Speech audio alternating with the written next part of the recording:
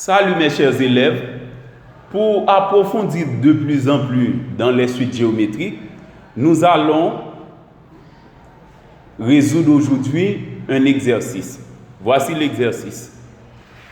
On considère la suite qui, à tout entier n strictement positif, associe le nombre un tel que a. Un est strictement positif. B. Un est une suite géométrique de raison de cinquième. Ok? C. Les 3 UN est une suite géométrique de raison de cinquième. C. Les 3 premiers termes vérifient l'égalité. E. 5U1 par U3 est égal à 6U2. 1. Calculer U1 puis exprimer UN en fonction de N. 2. Calculer U2 et U3 et vérifier l'égalité E. 3. Étudier le sens de variation de UN. 4. Exprimer la somme Sn égale à U1 plus U2 plus point de suspension jusqu'à plus UN en fonction de N. 5. La suite Sn est-elle convergente? Ok, donc, normalement, sans perdre de temps, nous commençons par interpréter les données. Si on nous dit que N est un entier strictement positif, un entier strictement positif, c'est un entier naturel non nul. Eh bien, j'écris N appartient à N star. Maintenant, dans la partie A, UN est strictement positif. Cela veut dire que UN est supérieur à 0. UN est une suite géométrique de raison de cinquième. J'appelle comme à l'ordinaire la raison Q. UN est une suite géométrique de raison Q égale à 2 cinquièmes. Les 3 premiers termes vérifient l'égalité E qui est 5U1 par U3 est égal à 6U2. Ok, donc c'est à partir de toutes ces informations-là que nous allons pouvoir répondre ou exécute l'ordre donné par l'auteur. Ok? Eh bien, donc d'abord, je vais commencer avec l'ordre 1. C'est calculer U1 puis exprimer UN en fonction de N. Eh bien, voilà, j'utilise la relation, c'est 5U1 par U3 égale à 6U2. Puisqu'on connaît que, on sait que suivant les informations, la suite UN est une suite géométrique de raison Q égale à 2 cinquièmes, eh bien, nous appliquons la formule générale pour trouver le terme général d'une suite géométrique. C'est UN égale à UP par Q exposant N-P. Dans ce cas, je donne à N la valeur 3 et à P la valeur 1. On a U3 égale à U1 par Q exposant 3 moins 1. Pourquoi? C'est parce qu'on a déjà U3 et on veut trouver U1 dans cette partie.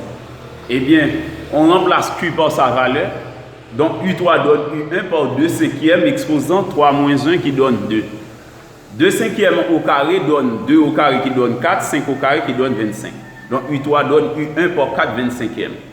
Et pour U2, c'est la même formule. Dans ce cas, N prend la valeur 2 et P prend la valeur 1. Donc, c'est U1 par Q exposant 2 moins 1 qui donne Q exposant 1. Donc, U2 donne U1 par 2 cinquièmes. Maintenant, j'appelais la relation U1.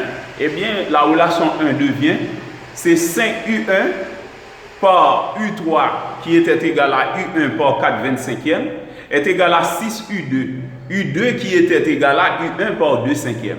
Eh bien, je simplifie par U1 puisque U1 est strictement positif. Ok?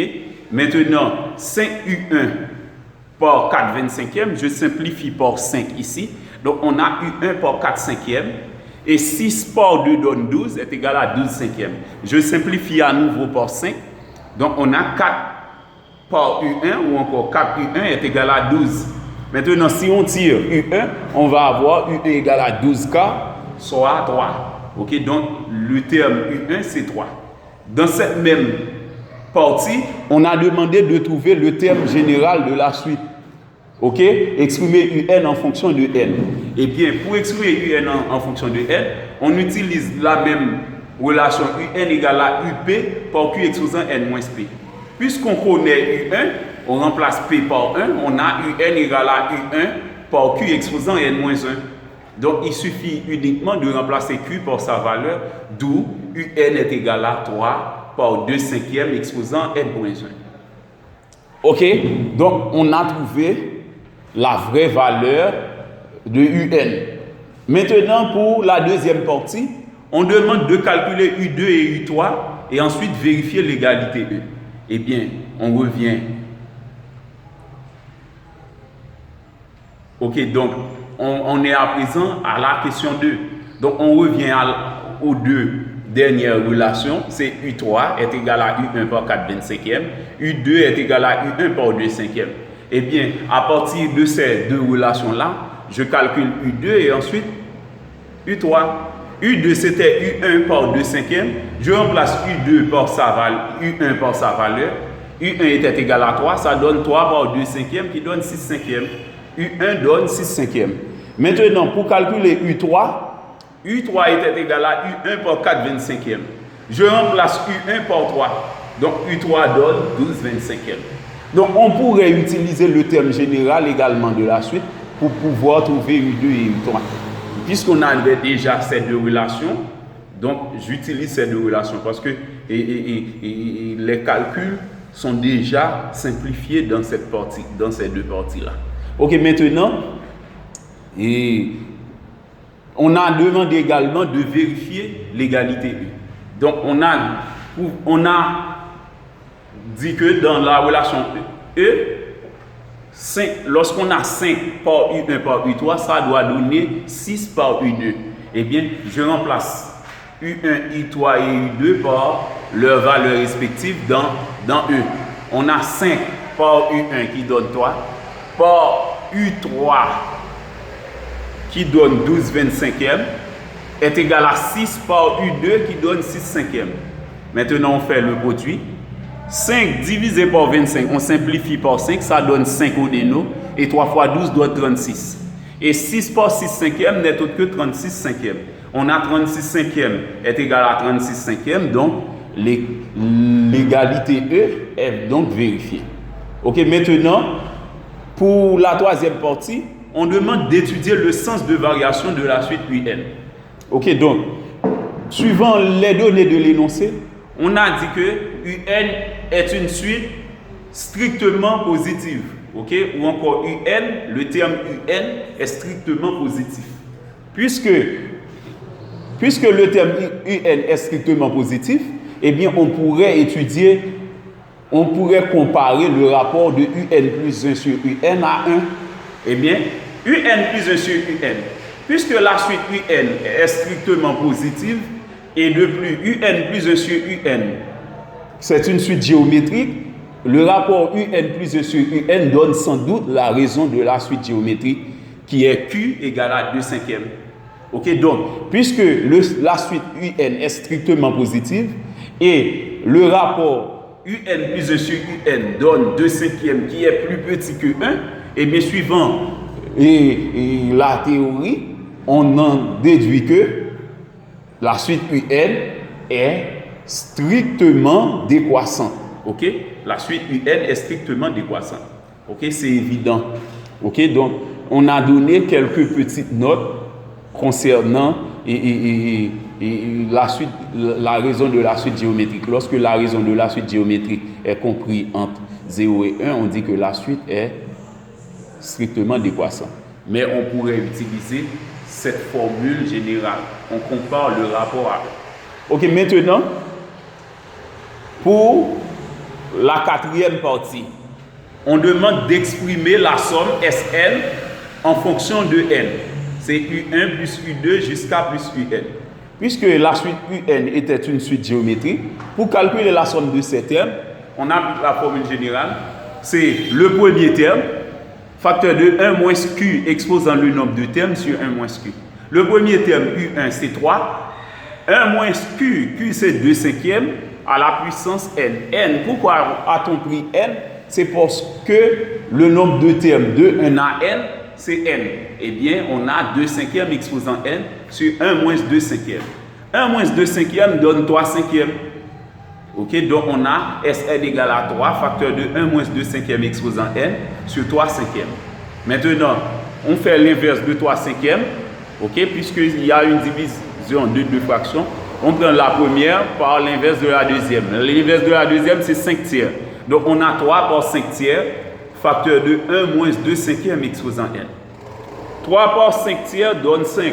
Donc Sn donne 5, facteur de 1 moins 2 cinquième exposant n. Comme pour tout à l'heure, on laisse Sn sous cette forme. Ok? Mais on pourrait aller plus loin. On pourrait écrire 2 exposant n sur 5 exposant n. Et ensuite, on effectue le dénoco 1, etc. Donc, ce n'est pas la peine de faire ça, mais on pourrait arriver jusqu'au bout. Ok? Donc, c'est ça les mathématiques. Ok? Donc, on laisse le résultat sous cette forme. Ok? Maintenant, pour terminer avec le cours d'aujourd'hui, ok, donc je vous demande de bien vouloir vous abonner à mon channel YouTube parce que c'est la meilleure possibilité que vous avez pour enrichir vos connaissances, pour vous familiariser avec les examens proposés, les textes proposés aux examens du bac. Ok? Et c'est la meilleure possibilité que vous avez également pour m'encourager dans le domaine. La suite Sn est-elle convergente? Pour terminer, donc ça c'est une question. Eh bien, nous avons appris lorsqu'une suite est convergente, c'est lorsque sa limite existe. Eh bien, puisque la suite Sn donne 5 facteurs de 1 moins 2 cinquième exposant n, eh bien, je vais passer au calcul de la limite de Sn. Eh bien, suivant la théorie, lorsqu'on a Q exposant n, si Q est entre moins 1 et 1, eh bien, Q exposant n tend vers 0 en plus l'infini. Eh bien, par conséquent, la limite de Sn en plus l'infini, puisque 2 cinquièmes est compris entre moins 1 et 1, quand n tend vers plus l'infini, 2 cinquièmes exposant n tend vers 0. On a la limite de Sn, c'est 5 facteur de 1 moins 0 qui donne 5. Donc la limite de Sn en plus infini donne 5. Donc la suite Sn est convergente. Ok, puisque la limite existe, eh bien la suite est convergente. Ok, donc c'était tout pour aujourd'hui. Merci et bonne journée.